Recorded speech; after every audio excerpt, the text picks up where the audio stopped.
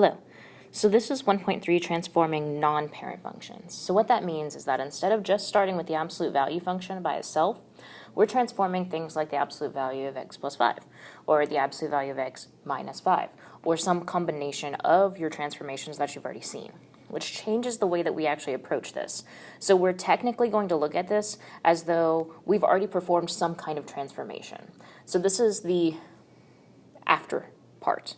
All right, now this occurs more often than not. So you do need to know how to transform non-parent functions. It's super, super, super important. And you will be quizzed on it. You'll be tested on it. And you'll have to know this for every time that we do non-parent functions. The rules don't change, the functions do. So, what I really, really, really need you to remember, this is the one thing that you need to take out of this video, if nothing else. Do it in the order that it tells you. Make sure you do everything one step at a time. Don't try performing all the transformations at the same time. That'll just confuse you. And I don't want you to be confused. I want you to figure out how to do this in the proper way. So, look at example 1. Write a function s that transforms f of x up 3 units, followed by a vertical stretch by a factor of 2. Then followed by a reflection in the x-axis. So there's 3 different things going on here. We have step 1, up 3 units. The second thing is a vertical stretch. And the third thing is the reflection in the x-axis. So one thing at a time. Now we're doing this to f of x equals the absolute value of x minus 4 plus 5. So we have to remember where does everything go? Well, if it's up 3 units, it goes at the end. So let's perform that first. So we're going to have f of x, and we're going to put our new function, our up 3, at the very end. Anytime you plug something in, I want you to put it in parentheses. So it's the function, which is absolute x minus 4 plus 5, and we're moving that up 3 units. So it would be plus 3. Which means that that becomes the absolute value of x minus 4 plus 5 plus 3, because technically those parentheses don't need to be there just when I plug it in. Okay, just when I plug it in. There's nothing in front that I need to distribute back. So now I can combine like terms, which means that we have the absolute value of x minus 4 plus 8. Okay, that was step 1. Step 2 is to apply a vertical stretch by a factor of 2. Well, if it's a vertical stretch, it goes outside, and it goes in front, and it goes outside of everything. Now, this is the thing. It has to go outside of everything. So I'm taking this absolute value of x minus 4 plus 8 that I got in the previous step, and I am vertically stretching it by 2.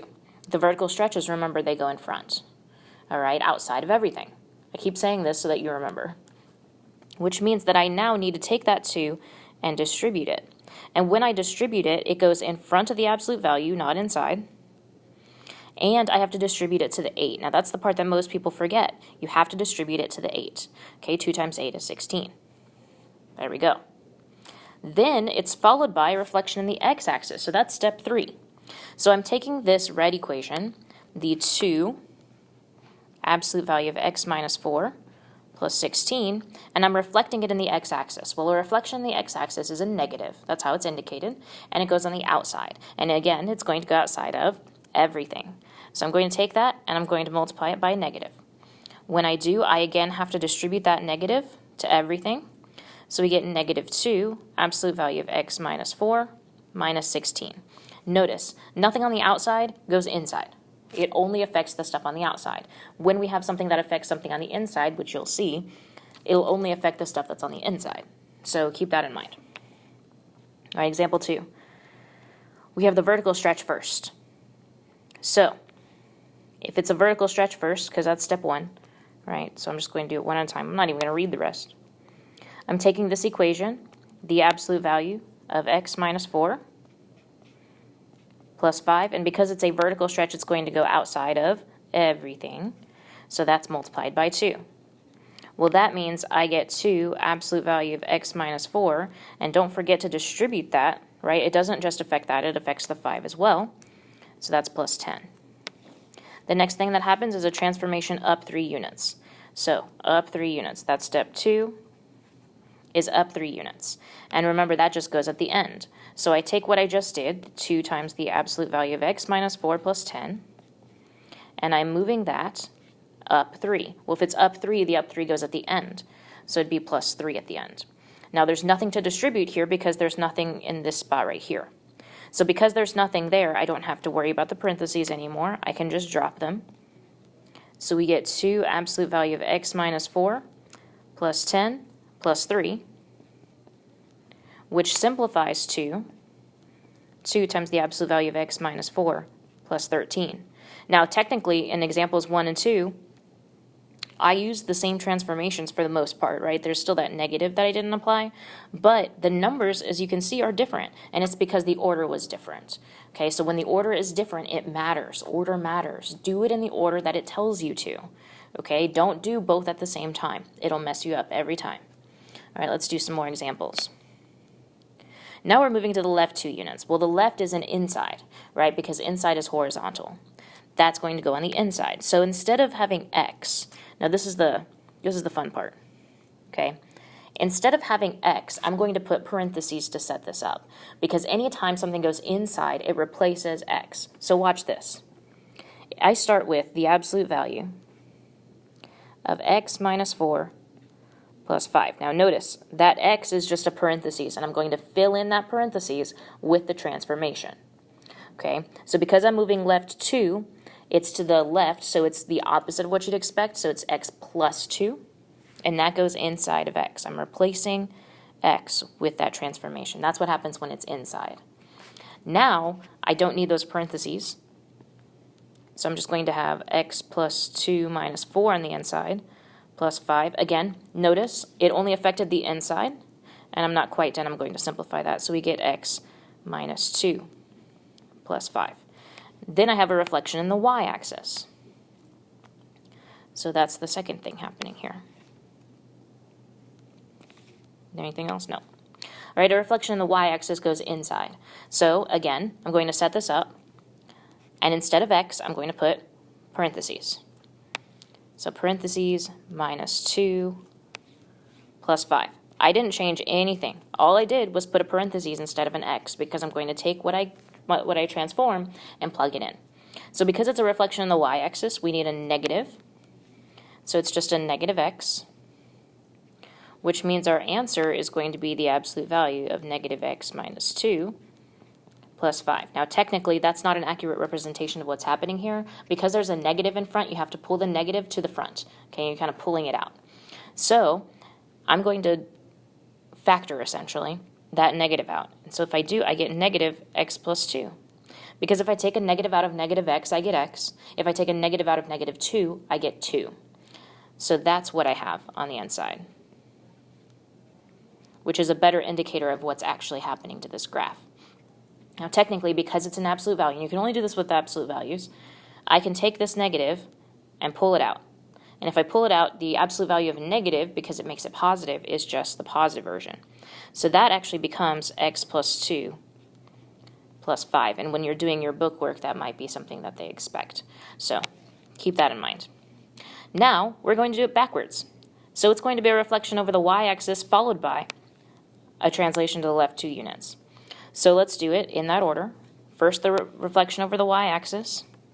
So we have the original equation, the absolute value. Instead of x, I'm putting parentheses, minus 4 plus 5. I'm plugging in the reflection, so that's a negative x. So we end up with the absolute value of negative x minus 4 plus 5. Okay, this time I'm not going to do it. I just showed you that before so that you knew about it.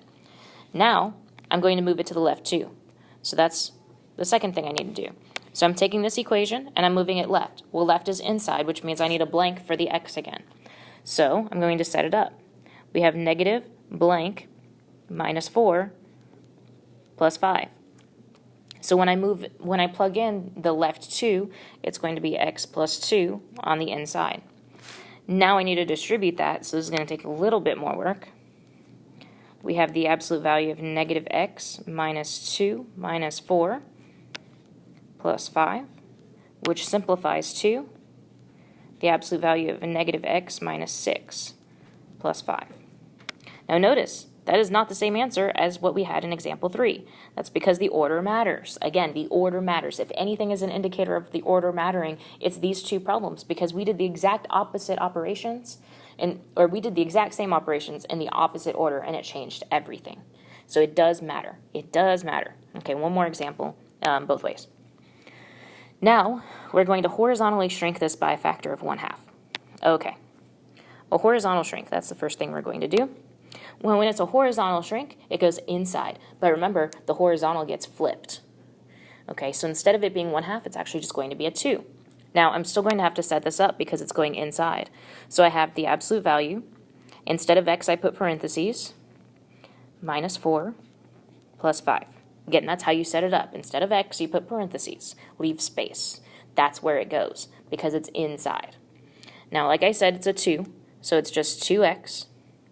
Well, that's easy, right? That just simplifies to what you see.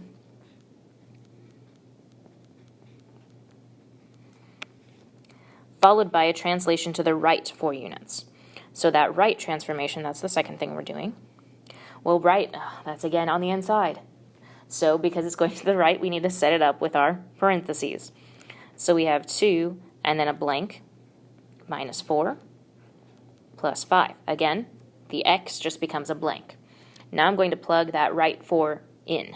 So because it's to the right 4, it's x minus 4, because it's the opposite of what you'd expect. You distribute things out, so you get the absolute value of 2x, right, because we have to distribute the 2, minus 8, minus 4, plus 5. Now I simplify. Well, negative 8 minus 4 is negative 12, plus 5. And that's it. One more. Same thing, backwards. So we're moving to the right first. So let's do that first. So we have the absolute value, leave a blank, minus 4, plus 5. And I remember I leave the blank because it goes inside. If it went outside, it would be like examples 1 and 2. But this is inside. So because it's to the right, again, x minus 4. Okay, not too bad. I don't have to distribute anything. We just have x minus 4 plus 5. Well, negative 4 and negative 4 make negative 8. So x minus 8 plus 5. Followed by a horizontal shrink by a factor of 1/2. That's the second thing. Well, because it's a horizontal shrink, it's going to go inside again. So we set it up, absolute value. Instead of x, we have a blank, minus 8 plus 5. Right, that 5 wasn't affected. Because it's a horizontal shrink by a factor of 1/2, we take the 1/2 and we flip it.